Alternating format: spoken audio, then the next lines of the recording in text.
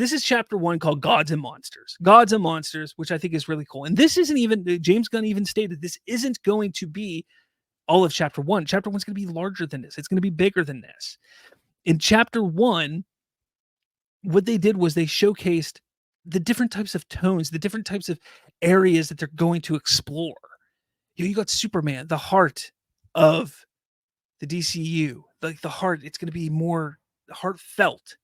You got the Authority, which is more like otherworldly and spacey type of thing. You got the Brave and the Bold, more grounded, like Batman.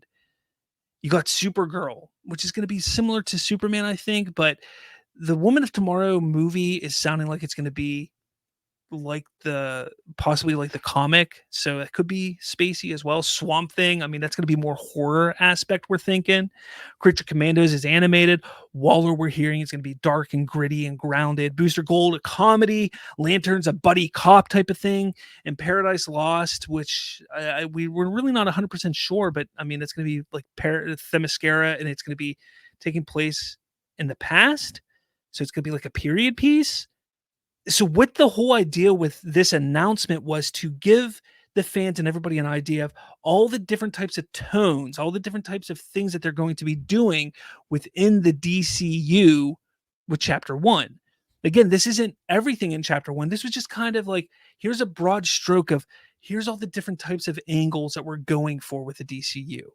Sure, there's going to be more. There's going to be things that we haven't announced yet that are going to be coming, and you're going to see that in the future. But here's just a taste of all the different areas and different places we're going to explore. And that's what's so cool and exciting about it.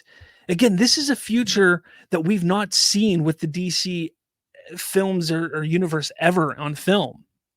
Like, we've never seen anything this exciting before. Sure, when I go back to it, like, I'll pull this up. 2014, this was our lineup. This was our lineup. And I'm not knocking it. I was excited. I thought this was great. Zack Snyder at the helm of most of this. I was excited. This was going to be cool. But you look at that, and then you look at this. You look at that, and you look at this. There's definitely a grander vision today than there was in 2014. In 2014, they had a very, very singular idea, a story that had a starting and a very quick finishing point. Today, this is a universe that is massive, that is expansive, that is growing, that is already lived in. This one, again, I liked it. I loved it. I wanted more of it. But it didn't seem like it was that expansive.